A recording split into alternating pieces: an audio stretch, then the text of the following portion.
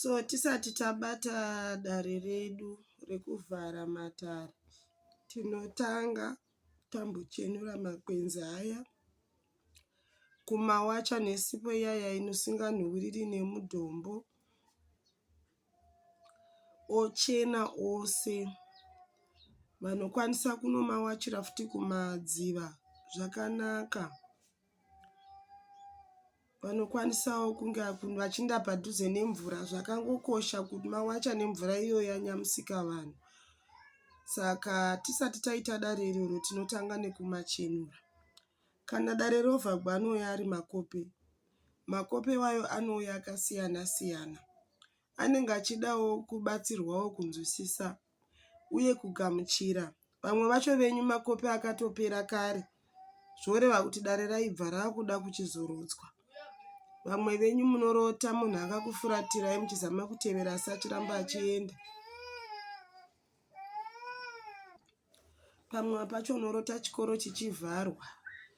Pamwe pacho unorota zvakasiyana siyana. Asi unotozvinzwa kuti nguva yekuvhara dare yakwana.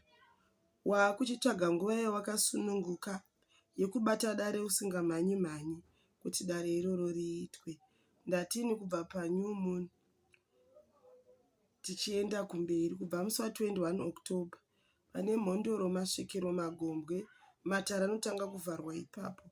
Asi zuva vanokuudza ndivo rinofemberwa, rinogarirwa mudare. Unotonzwa vega kuti aiwa nguva yakwana. Vamwe vari kutoshushira nguva yakutokwana, ndovari pekutanga tanga, ndovari kutanga kuenda ivavo. Saka panozonzi mwedzi wambudzi kupa mukana kubva 21 October kusvikawo just before full moon yemuna November, kutanga kwaNovember. Matare anofanirwa kunge avharwa ose. Hatizodariki full moon between kutanga kweNew Moon kunosvika mufull moon iyo iri kuuya kutanga kwaNovember. Madhetsi ayo akamira sei? Ndoda kutaura zvinhu kamwe chete tonzwisisa, tichinyora pasi vaya vanokanganwa, tisabvunza zvinhu zvambotaurwa. Mazuva ano aya ekuvharwa kwematare, matare anowanda. Full moon iriko 5 November. Saka matare ari kuvharwa kutanga 21 October. Vanhu vakuru voenda, madzishe voenda, unogara namusika vanhu. Dare akamirira midzimu ichiita rumwe rumwe ichiuya 21 October to 5 November. Ndo panenge pachitekaira midzimu ichienda kumapako. Saka iwe hauzodi kunosvika kumberi kwese uko dare risoro risati ravharwa. Vanokuudza, unorikumbirira, makope ouya, kana kutoziviswa mudare kuti aiwa musi wawakasununguka iwe mugovera, dare ngarivharwe. Dare ngarivharwe. Vadzimu vanenge vachienda neuro dzedu nemisumiro yedu yese kunochema nekurwa kuna musika vanhu, kunosvitsa zvinotitambudza zvese zvatinouya nazvo mumatare. Zvimwe zvacho zviita kunge zvanaka, zvimwe zvichiramba zvichitirwisa. Zvinoita kuti dare rinokura kana vadzimu vachienda kumapako.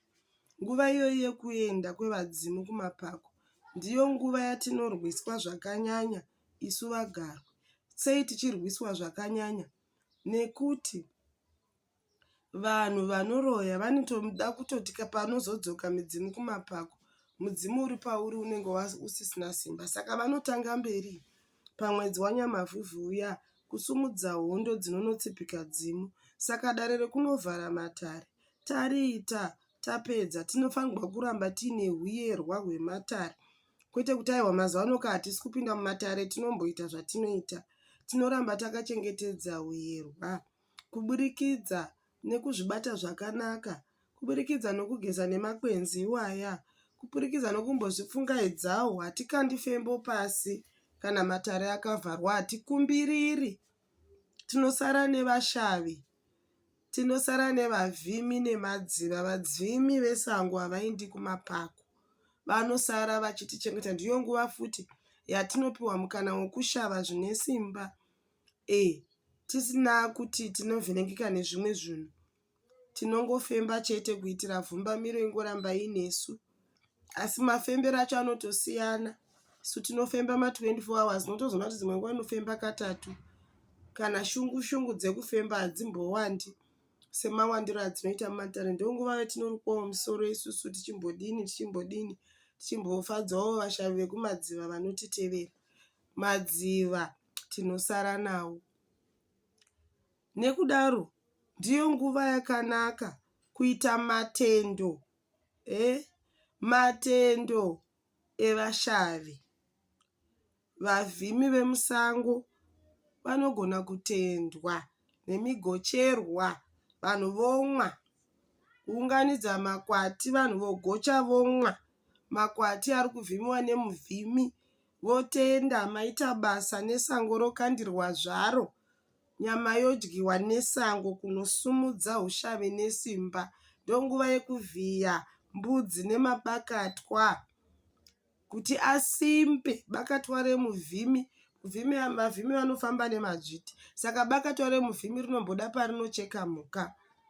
Dare iroro harikandwi fembo pasi, kupembera chete, kupembera muvhimi kuburikidza nekutsenga mugocherwa, chiridza henyu mbira, kuridza hakurambidzwi, ngoma ndodzisingaridzwi. Matare akavharwa nengoma dzinomira kuridzwa, ngoma chaiyo chaiyo.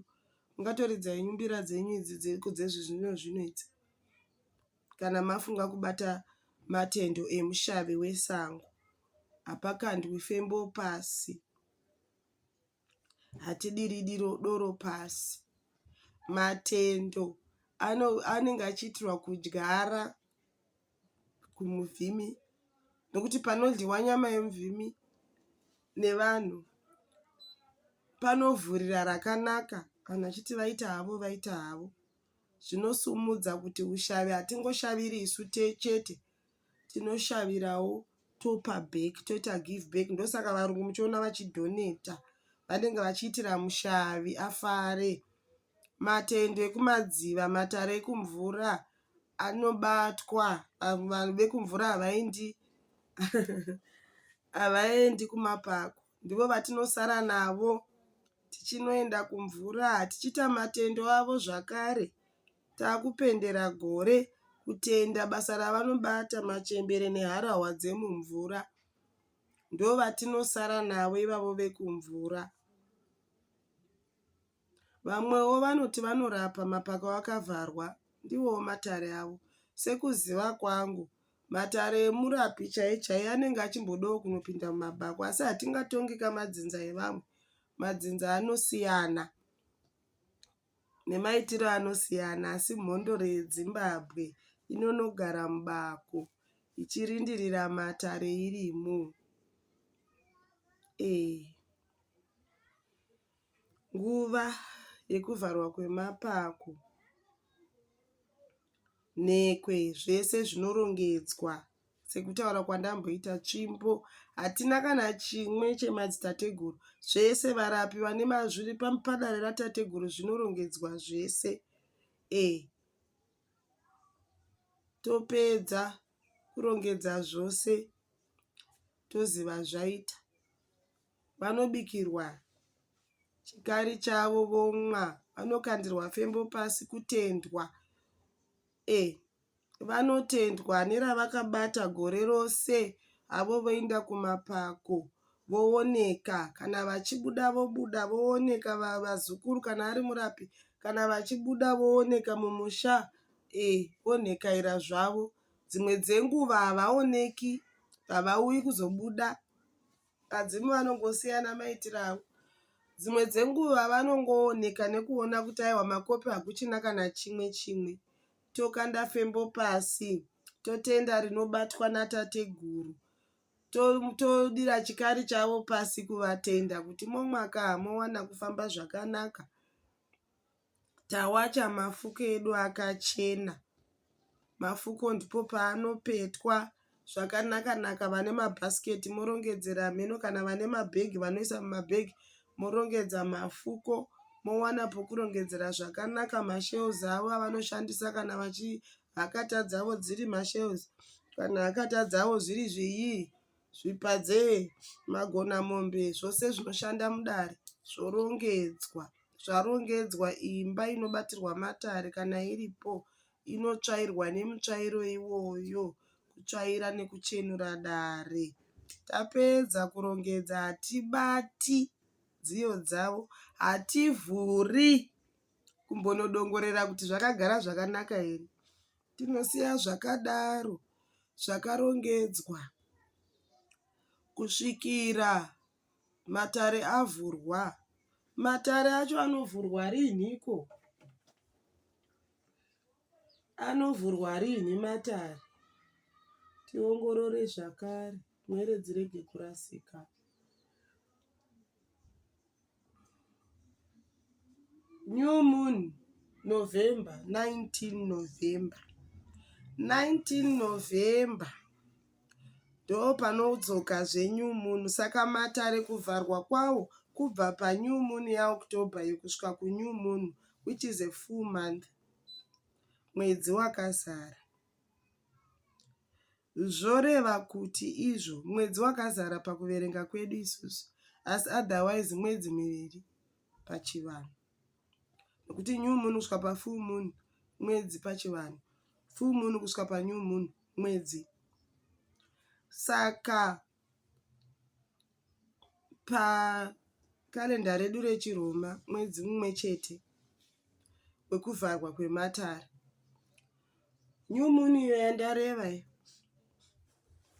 ine dheti randareva. Ndakudzai ndikati save vakaneta, save mafigasi akawanda musoro.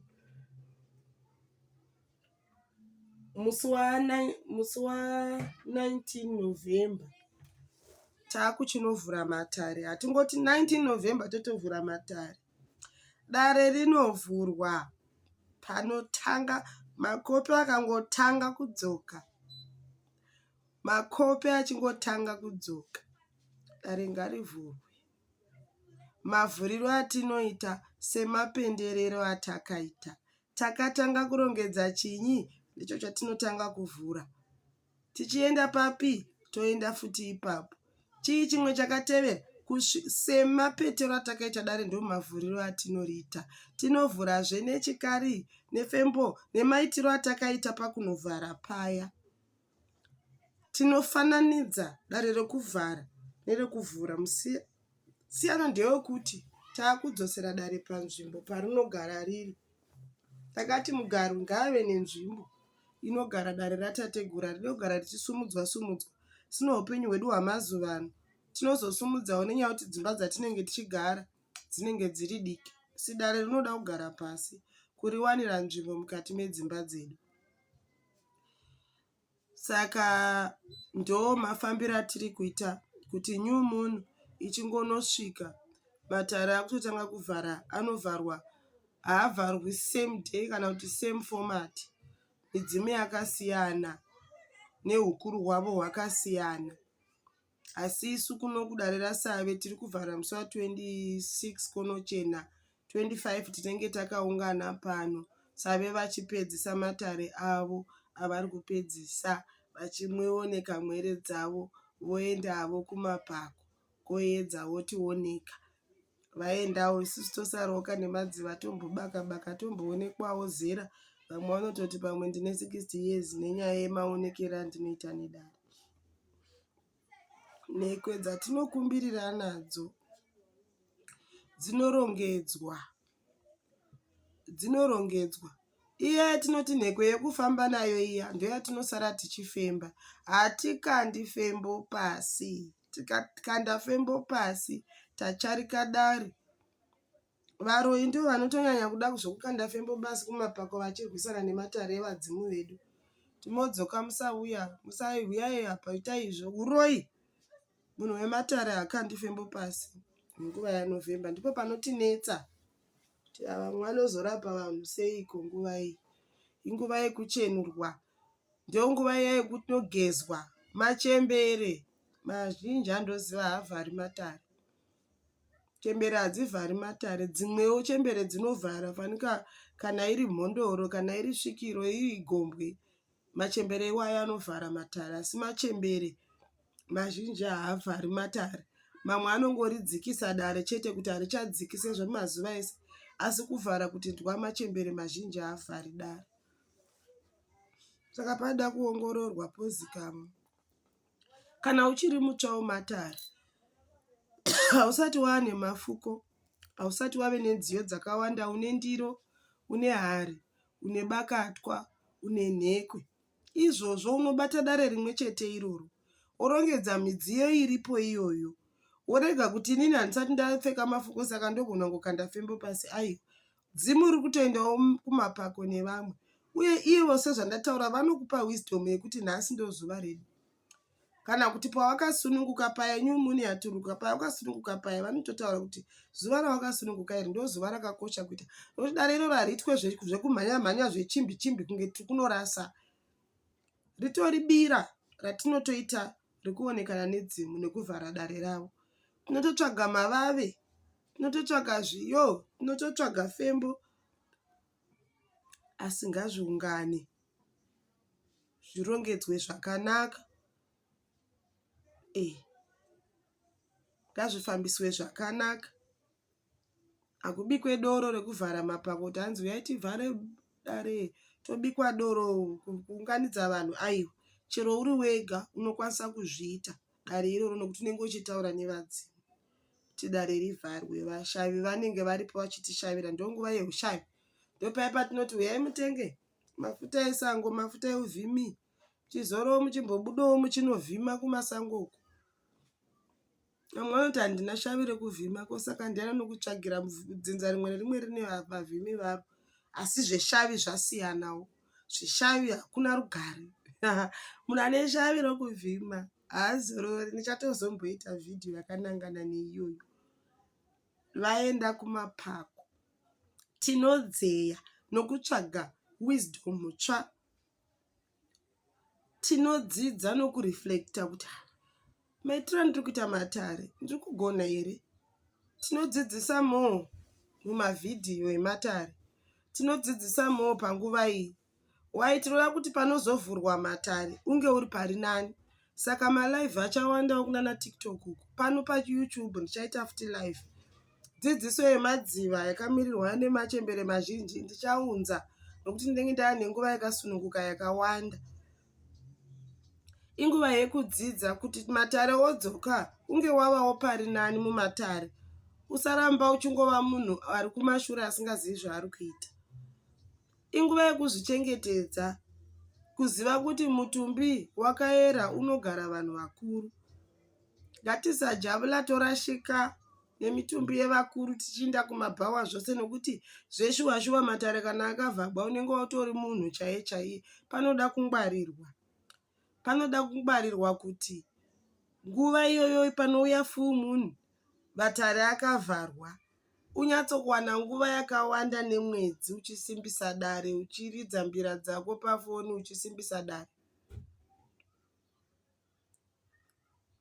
Kusimbisa dare kuti vawane iwewe une simba rakawanda. Tinenge tichitora dare ramusika vanhu kurisa panyama, tinenge tichishanda namusika vanhu, tinenge tichinamata zvakanyanya neuro dzedu minamato. Tinenge tichifamba nevashavi vekumvura tichibatidza makendiro, maincense. Kunyangwe matare akavharwa, mhepo dzinofambawo, tinopisira mudzimba nemakwenzi. Chisingaitwi kubata dare, kumbirira, kukata fembo pasi. Mumba munochenurwa, mungarwiswa nezvidhoma. Muchititi hatichabati matare, hatina chatinoita. Tinopisira, tinogeza nemakwenzi, tinoenda kumvura, tichinoshamba kuti tigare takasimbira dare kuti vodzoka mwedzi mumwe chete kawo. Ngatisaita kunge gore rese. Maincense ngaapiswe, maherbs ngaapiswe, dzidza makwenzi ekuzvirapa semugaro. Dzidza kuti mahealth problems aunawo anorapwa nei, ndonguva yacho. Uchidzifambira uchimatsvaga maherbs iwayo, uchirapika. Makwenzi ekuZimbabwe, makwenzi evazungu awa ndiwo vamwe chete vekumvura. Tsvaga ruzivo gutsvagwe kudzinza, zvinombofambiswa seiko. Ruzivo hagunetse kuwana kana uri munhu anofarira kugona kutaura nevanhu. Kurukura nehama dzako, usingakurukuri uchiti inini mudzimu wangu akati kungokurukura nyaya. pane zvaunotonzwa uchidzidza. Saka takabvepiko? Wotoona dare rasunungurwa zvataurwa. Dzidza nezvekumusha kwako panguva yakunenge kwakavharwa mapapu. Tsvaga knowledge, tsvaga wisdom, dare rikure. Panodzoka dzimu rikuwanewo uri redi, uri panzvimbo yakanaka. Ngatisafarisai nguva iyoyi kuti pakunodzoka kumapako mimwe midzimu haidzokei nekuda kwezvatoita bata zvakasviba.